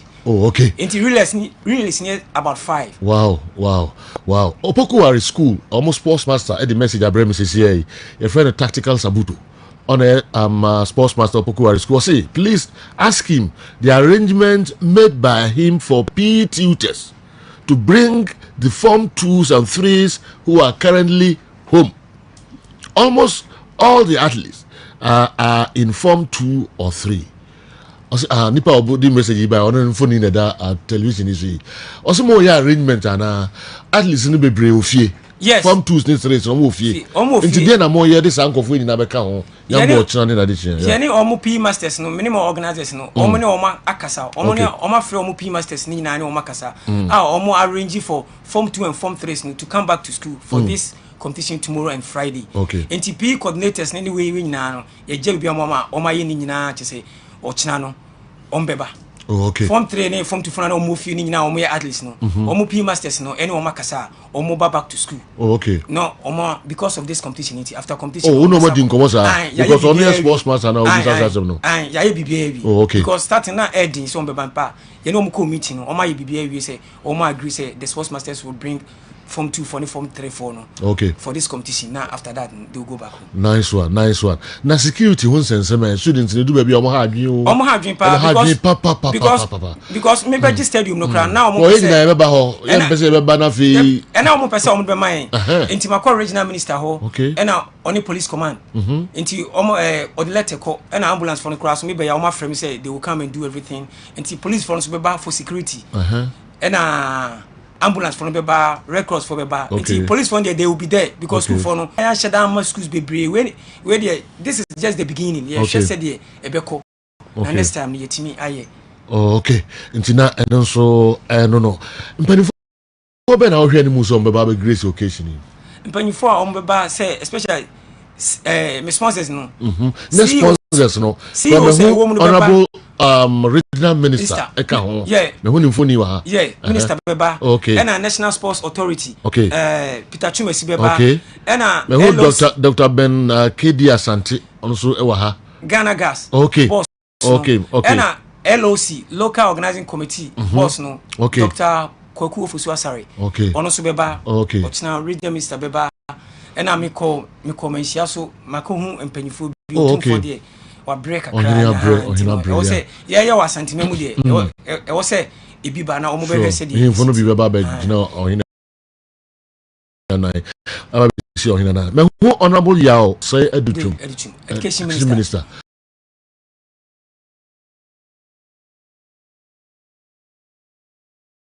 Ono so mama invitation nti enwure na mehwe ono mebe kasaba mama invitation. Okay. Mint try so I can see me sure athletics are chedo. O chan mo hwe samamu. Oh yes. Sponsors and some form to debut. Oh, you mo brepa o. Am for bro mo sponsors. Oh, am for brepa enti meda o masi pa especially at least also mtimi bo omudin. Okay. Also mtimi bo omudin na next time no say hia emwa bia. Almost etimi abaraba beboa. Am for bo odi wa ha we easy kura mi timbo obi di Ghana Post. Ghana Post. Honorable Obo so. Okay. All right. And a former honorable ambassador to China. Okay. Ogubuatin ono so medana sipa. Okay. Happy FM okan and executive men club Kumasi. And East Legon executive men's club no me da omu nyina asi. They encourage me more to do this. Okay. Emmanuel Tufuokura ibedasi anopai na Papa Nova Tiptoe Lane Accra. Omo na dey eba watch him during Interco. Boy. Thank you. Hey, okay. Lavin C. Jumawura. On also say, oh, show the ding. Catch some say watching omra. Oh, Kura. Oh, was the Lavin C. Okay. Fans are obedi now. Tell Mampeni Crow. Kura pen. Akomko. Adamisha Alaji Gruza. Yeah. And obi bo me din say Kura. O hwe me say hey, Kura ni me say Alaji. O say Akomko. You never Kumasi Sports Stadium. Never heard the because program they cost na mesa the schools no atu dwabio this and on beji anopa okay edekwa all right Kora dasipa indeed the Liberty Baba Stadium number ochina anopa all right Kora Sports Consult later message that invite you na one kasa honsem and maybe interview all right e mama nka asem ba ko ntudwa e say Saturday your coach ba ko a o training ye nyina your friend teacher eji we free yeah teacher J Saturday and I na yi no stadium okay stadium park na okay stadium J ono na training ye me bring ka ba wa Grace of Foreign teacher J di obi anim na nti esremo say mon kan ho na amanfo mo yemfa odom okay na yinja na chi kwan all right Kora dasipa for coming all right then watch now 9 a.m. obi am for the Baba Stadium titu athletics mo amodo athletics na mo hwe bi a chepa no Kora Sports Consult omo say but for schools no enso enyina all right ya beto chenkomo kakra ansa na Marijata enso abe Marijata odi no hian kofo enti mamin sanka cement eba before na eno mu wia na Marijata de ne de nyina enso asoso de amaye Kessben 3.3 live on Kessben television. As I'm surprised that people are comparing the judgment of judges with referees. We should consider the time needed by a judge and a referee to make decisions. A judge has the luxury of time to listen to the case, look at the facts and evidences, but the referee, apart from VAR, doesn't have much to assist. Yeah. Also, dear, I don't know, and I'll do we every ever. Someone said,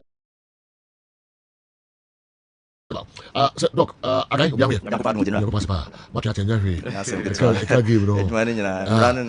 okay, moment, Timon.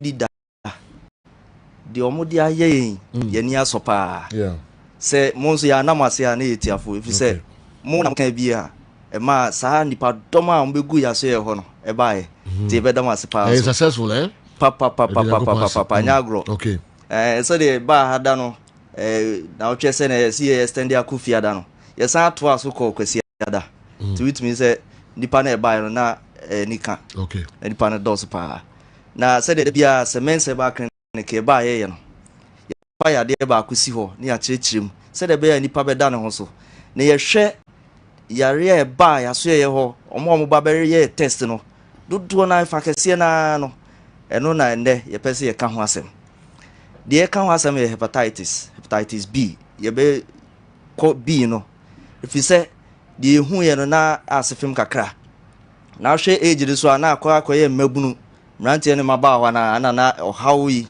dodo na ekom if you say sa hepatitis eno so can sexually transmitted infections no ho ne kese pa no eye nem eni nya no na ona odi moja ye adwuma se obi ye adwuma lab na otwe moja ne ade no eno de ana nipa kakra bi na de ehu ni se obi wa ha onya sa ya de bia on tan hu fi se ne nsenche na na se ne symptoms no ene typhoid ene malaria nyina se ulcer symptoms ni nyina se de di kan se obi nya sa ya de bia nipa no jonso a hu se ne jonso no ani ayetum ti so hu se o jonso na o jonso no ani yetum pa mesro infant na ho enka se we de typhoid ana se malaria yesi tutumrika bra se mense ba clinic ye wo asokore mampon ye ne asokore mampon rural bank ni di nhwe ni mu tumrika bra ne yemfa infidie na fe yentwu moja o jonso ne yenhwehwem ne yenhu ya de kra ya wo na ehu aduro so nyankopon de adom ne ye bia ma wo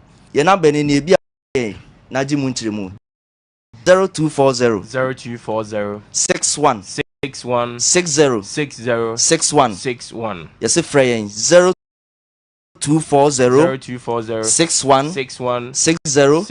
61 frey na ji mu nchire mu afi we obi a uhun se kra bi na o skin na sa honam na sesa aye yellow no say jaundice afi wani na ifita yesro infant na ho bia na hepatitis me obi won so an sisi ye na ya pe na o de ahye say bia your friend saying sisi ya de nde koko betima ye sa de nenso say wo hepatitis bia ubetimi usisi betima ayo ya pa den so pa enye say bia watena fa ko ache hepatitis bi afen so yo bia kakra bi na abofo no na afen wo fe misro men fant na ho said ya ka se all sansu timi ya santi so ba ne ehwe ne ehu se hepatitis a enura nyankopon de adom ye se yemfa moa hepatitis no ye de beboa na otwi mienu pe unnom na otwi mienu a e se unya hu nsusanso papa na yade a ode bae no etimi koma okra enuti ofaka fe wofruka na usmesi wo Roma so down anase ba bia asokoro man pon hini statue ni sino siwo na busa semense ba ye be kire osisi a wo obi so a free nkran kwa so na ba besitek na fe wo busa se wo kwa asokoro man pon wofaka na usmesi wo semense ba ye ba besi wo ye nimu ho pe dan fita a grass wo animu a ye wo car space car park e wo animu kese pa wura ho na ka wo yade e kire ye be ye nhwehwemu na afi ya ma hunro sa niema ya boboso nyina no ompemua se wan pemua complications e wo huni brebo ana se liver no e bit ehu betima kire ne pa de dikan wo benya cirrhosis of the liver sa cirrhosis se kire se scar na se kutwa aba be da liver no ho na se kutwa no be da ho de na kire se wo kwa no cause brebo emre pa na ye ba be ye no surgery ye enye easy say obetimi survive enu nti ene esi tutumrika bra na yemfa mfidie nhwe ne ehunu say bia na aboa afei obetimi anya kidney failure na de nya ba dia na chese okwa ne sa tat bia no afei kidney cancer so obetimi ba afei liver cancer so tumi ba ti so bra semen seba clinic na yenhwe enye sa hepatitis nkwa na yehwe diabetes yehwe mojabroso hypertension yehwe malaria typhoid o mo kra de enche eni na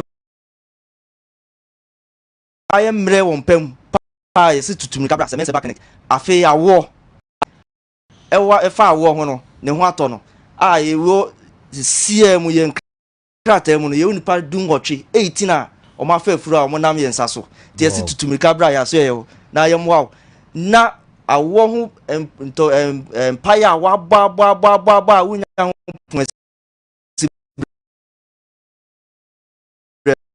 no brani enso wa sondwem na bibia nka emwa. Okay, all right, okay, chairman oje mama and what can I say? You can because what I for her for us.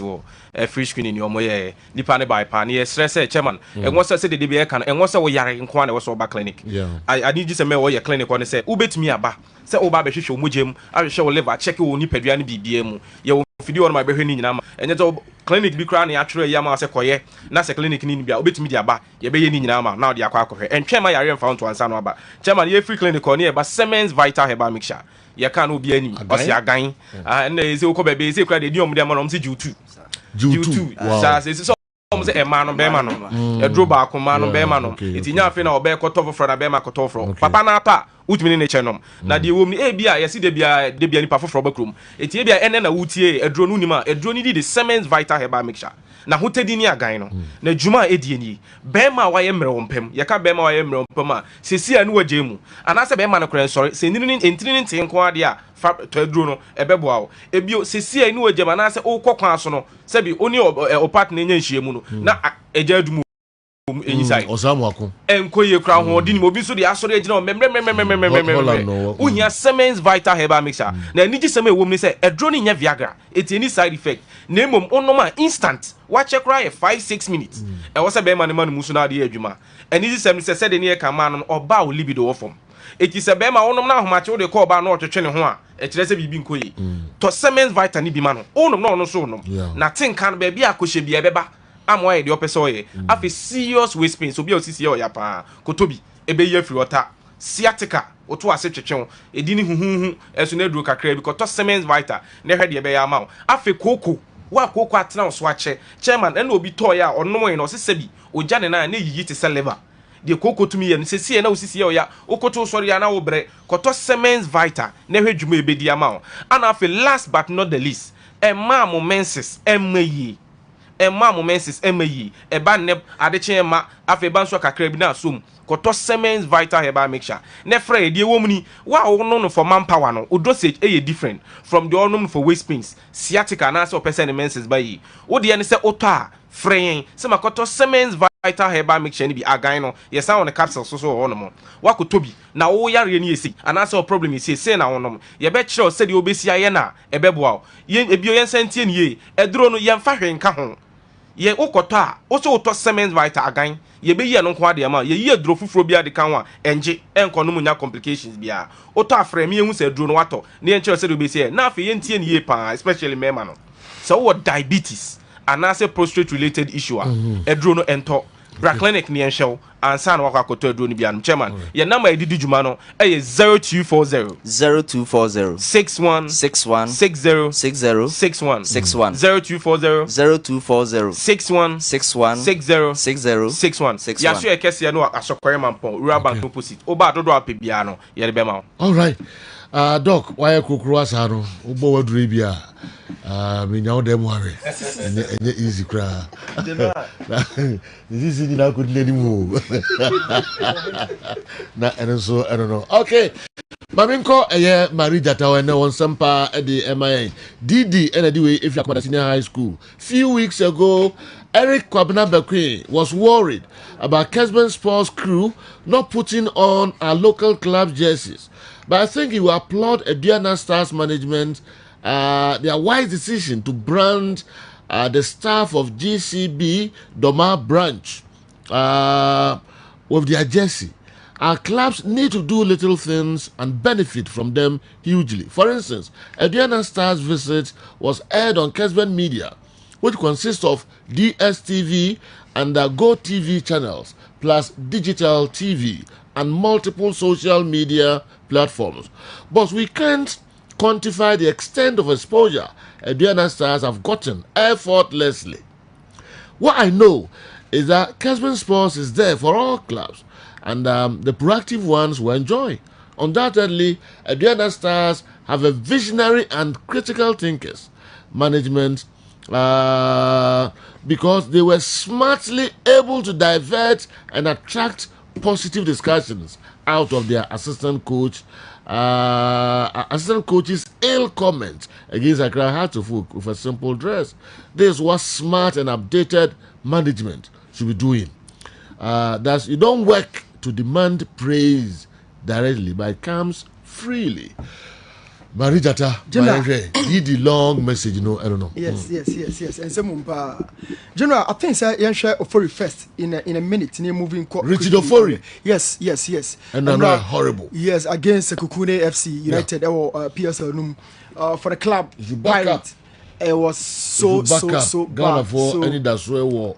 Brand here, a Nyakra. This is only as you need that. Oh, General. So if on a platform quickly encore screen so now Ofori kakra. Now talking about Ofori, Osha, there are 3 different angles and I make first of all the confidence the attack and free especially under pressure. Now the one popo the manshina oyi attack and free man sana or the ball no man the defender. And then the second one at a dive or Richie this particular shot a free goal post room. Talking about the positioning, the awareness or that goal posting, and how analyzing the backline who said they are going to expose him at that point. General, I'll make sure so be so agile. I reach the distance of that particular ball. Now it was a high line from Pirate, and as a Kukunde for no that counter attacking situation, but Ofori came to the rescue. Now look at the positioning, explicit. Whichever angle a ball and it's one of the best saves from that commentator's perspective and Ofori ball way. So right after this, now me third angle of Ofori performance and now from a back pass from the defender and Ofori a very bad first touch. And a 50-50 situation between himself and then the attacker. Unfortunately, from different angle, I'll tell you something. After so for repair, I think the decision making was so wrong because now Bono a one-time clearance instead of cooling down the pass and sign our try. It was a high line from the defense, So at the time a back pass and a by, analyze something. There are 2 strikers, 2 defenders, so it is 2-on-2. Now Ofori Baba overload na Yajuma in 3/2. Now talk about something. Apart from Ofori, just 2 defenders penalty. Obia Kabi Asha red jersey from Sekukune. So this is a point that the ball should have gone. But Osha Ofori a chair, defenders in Kovano. So after so make it tackle now now Ofori Akwakokum defenders in Swakokum and a general. Let's just turn the team now. So these are certain errors it happened on this particular platform like the PSL. And to me, see or Kata Ofori should really up the game, if indeed a person or 2 Jojo Walakota. Now, General, talking about House Folk, this is the job. Goal now, the first goal normally say, where's second goal? Yes, me pick 1 goal. Pick 1 goal. Yes. Because first goal, that means which may use our ball. Now, who do so catch them saying and so and yes. Do the uncle House Folk there? Yes, General. Every defensive setup, the strength, the individual brilliance in the so. And then our back structure now is so good. Now individually, one of the structure now is say break it down. Now strength no kojina the aka so. Kakrabon said the other pillar no so and waka. Now face structure now breaking down. Now for House Folk, all the defenders are making one seven no. Omo problem they say for Konadu Yadom the problem your key problem your confidence. More or less the key problems. But the answer is so because awareness, the urgency of a centre back and a lack of pace. More or less and the Caleb pace, good tackler, but timing of tackle no you're wrong. Caleb the no. James Owonu and then Rabesoa our one bracket team they lack confidence to play at the top level. So man repair this error so one. Wow. General come quickly. So at this point, that space belongs to player friends Konadu Yadom. Getting a back pass from the DM is so. The first touch was strong. And now a mad this situation by Kapanati Yaba. I think I did some good job. But baby now Konadu Yadom that pressure behind so receiving that ball. Now General one error no me can the whole collection say want to me and repair. Now just some Roberto Makana wants to say na dey any lack of confidence. Odu ball no only confidence so to me deal with the situation. That is Roberto all caught in a 50-50. Share the attack and be and it looked as if so he went for the situation, the duel. But this is one-on-one. Now, one-on-one is an element of a defending where everything lies solely on you Omo makaninka ho. Against Wafa, you earlier saw against Olympics, and versus Wafa, within your own box, your activity, sebe lead it to go, sebe prevent it go, no, is solely down to yourself. So Sowa, a very good player, general, but he lacks certain elements, except or complementing the game, no, and those elements, you know, a third go, a bread, tima, a friend say, a crass folk. James Sowonu, and so I do one bracket team. A lot of the time, who say a defender show a lot of confidence of the ball. This is 1-on-1 against Bibiani Gold Stars attacker. Now attack and for ball now. So what you need to do first of all, how a bit delay no, Obe man stay quite away from the box. But so who you know from a bit easier in 1-on-1 situations. So at this point, ne balance itself as a defender, general crowd not on Jina. And it's been happening over and over. This is against Olympics. Now analyze something. Earlier, a quiet attacker no a day Roberto Efaso. Share this attacker how or not so a day James Sowonu Efaso be move. Or you know free as easy as that. And I am talking about a centre back who our capability to play as a right back. But how attacker no 1-on-1 brain po general. No way you know free. Now we are going to Africa. Yes, right, like too. These are some of the things you need to work on. And son, what me anymore. And I'm telling you, attack, midfield, you know, they has for Africa. And I say, the defense. Caleb, a situation, no, a general, the timing of the tackle in 1-on-1 situations, the timing of the block. In one of he always struggles to deal with situations, and it's solely down to the timing. Or do hana or pray one plan why foul or committing error ability. Sometimes the partner no timid deceive no. It said your now look at something. Mukwala is the only person that stands in the midst of 3 Hasbrook defenders because me the DMS account.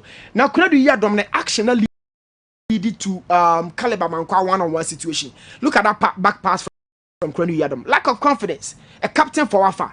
No me catch or say Africa na mo kodia. Kunadu Yadom has to do a lot and san what me the improvement here by Kotoko or Hasfolk achiro. Proud to move to Hasfolk. And I said it. Look at that back pass and no pressure. Mukwala and pressing but my situation now by to Caleb and it is 1-on-1. Caleb the in free no. Mukwala Kotoko kasa 1 yard no. We deal with Caleb with ease. Now look at something. The back four is there.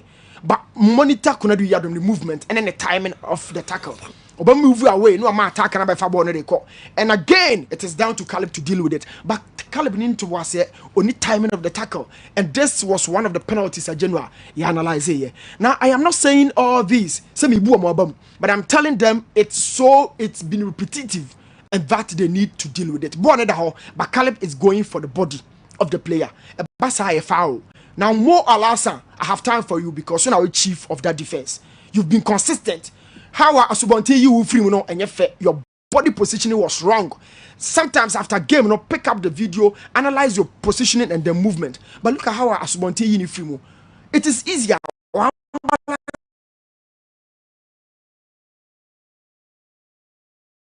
Even before the attacker moves. And this is a defender will lead it for years now. So errors no at was be brain no general essential routine where you say these defenders no adwuma be no mo now makase more last time they lack of pace, awareness and then urgency of a center back. Onimirika on the game no so visible.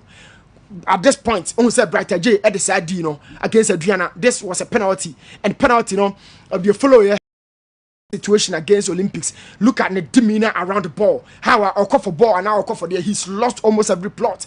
And what my attack another chance, but he is going to Africa. He's been going. Or best also could be general against different teams. More or less, or struggle.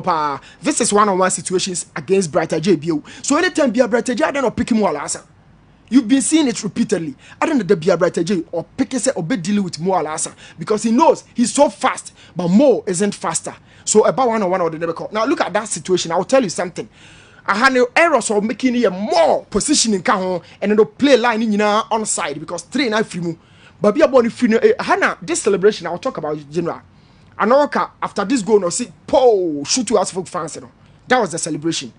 About screen also a short while ago. After that ball tornado. But monitor closely more or less an attacker in the general or play line on side for the attacker. After some ball neighbor look at more or less the last receiver or the line.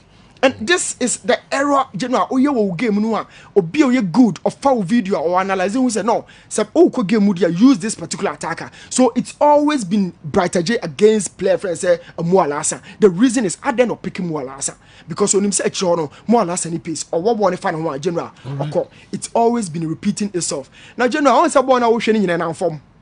Bo bia wo hwe bia na form. Mualasa 1-on-1 boy nam soro sa so good. Monitor this one. A long ball from 60 meters was sent to the deep defense by Bauer, RTU defender. And a player 1-on-1 with the attacker. Showing the demeanor around the ball. So both his throw he struggles on 1-on-1. Ball now from so general, he really struggles on 1-on-1 situations. And he's the captain. He's the most consistent centre back for Hasfo. And also and you build the structure and see. And so what errors are a lot. As I repeating on our own correct here. General, then how do we move on? Because we're a key player for the Galaxies. So look at another situation against a team my friend say Olympics, and it's always been down to Mualasa about 1-on-1 situations. He struggles. Okay. I think general, if indeed a person moving on to the next stage of the game, no, on share how a corner kwani attacker ni su and a buying. Match Saturday. Saturday. It is over your time. Be a China na Friday. You be moving to me for the attack. Okay. So. All right. Great defense. Right that I made that pa no pay. Na fi yen to so come make it local stories kakra be ka ho. Emreno Eko. My full name is Pastor Dr. Eric Ajenim Boatin. Cora Emmanuel Tufo was 1 year ahead of me in the second cycle school. He left for Amas in 1985. I admire Cora so much. You showed Kumasi Asante Kotoko and Zamalek match that ended 5-1 in favor of Kumasi Asante Kotoko a couple of weeks ago. I wish to state that I was at the stadium that day. Your station is doing well. Sir Franco Naro, Andy Kem, Newton, Kwame Miki, Awa Mohammed, and the General himself. Fantastic crew. Pastor Dr. Eric Ajenim Boatin, Kwame Miki. Mr. Kobele Jemfi, aka Joe Laka, former president of the Ghana Football Association, Kwesi Nantechi, and a grantee interview, or then Sembebre at the Atuja.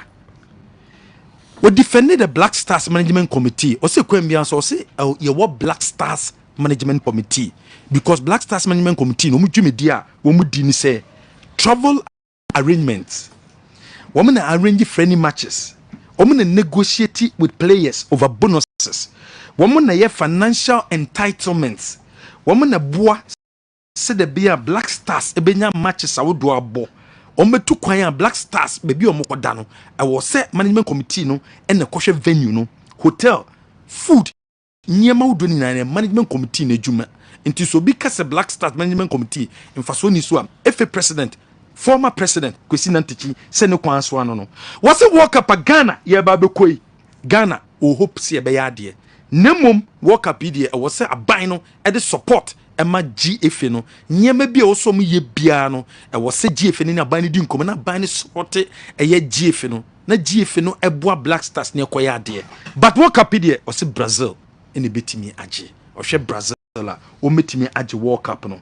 Was say sabre general football Ghana football ekoso sabre on said that ndie football no echi yie pa on said ndie echire on die football no echi ade o yen say watena echire na ne lawyer dwumedie no na odi ba football no de ope no ntimi nka da obesa so ba football mu obusan say obeba football mu biom o said da obeba football mu de ontimi enka wasanso de stoja say sabre yenjai selection of players o said the day you comment or can say senior players there or more automatic place for Black Stars no was say unfortunately say the bekasa ejina strategy a coach ni kwa akobo coach ni match bi o baba obetimi a drop it a senior player a junior player akwa akobo the day commenting there general was say intweye eno ne GFA president nkomodia okodi enso ene ne eye Kings GH Sports ene kodi san komonom Kumasi Asante Kotoko me de kata ba betudwa sakata is abra ye ko World Cup ye betu kwan ye ko World Cup ye ko November mu ebo World Cup no wo so Kotoko wo me ko akobɔ ankofa akensi wo mu any senior national men's team I am from Jaguars and be ko between 18th and 20th of November and wo mu betu kwan no Makobo sign Kufakinsi na Kufakinsi Mukoboy African Origin Travel and Sports Tourism and aye a day amomo wɔn se saa bere wɔn kɔ na wɔn kɔbɔ ɛyɛ matches ne wie na wɔn ba wɔn ne Great Olympics ɛbɛbɔ Ghana check up ɛno nso so ɛbɛba so 27th November ɛno ɛyɛ nsɛm a ɛyɛ Kumasi Asante Kotoko bɔbɔ kugye no a wɔn so ɛde aba abɛtu dwa Ghana Football Association aligning up programs a wɔn say in the month of October wɔn ba bɛyɛ wɔn say Greater Accra CAF License D courses wɔn ba bɛyɛ deɛ wɔn ɛna under 23 preparation wɔn yɛ towards ɛyɛ under 23 tournament no wɔn bɛ intensifying yie ɛde amɔ minim sɛ mingu so ntoa so anaa de deɛ aka no bɛma college ne ehyia wia so message back could be na na tɔbra bɛ gyina me nkyɛn pa atwɔ Andrews Aji aka Kofi Aji Asafo Labour Office and then the birthday okay so happy birthday. Mr. Jemfi, let me describe the current board of Asante Kotoko as the weakest. Mr. Jemfi, let me describe the current board of Asante Kotoko as the weakest. In fact, they've proven they are not ready for the honor the king did them. To start with, they first of all discarded the details in the appointment letter the great king provided for them. That was the basis for the direction with which they were to go. But as we witnessed them in the discharge of their duties, they've not implemented even just one. As they've watched the management changed the direction to suit their whims and caprices. Sooner, their mandate will be due, and once again, there will be nothing to show.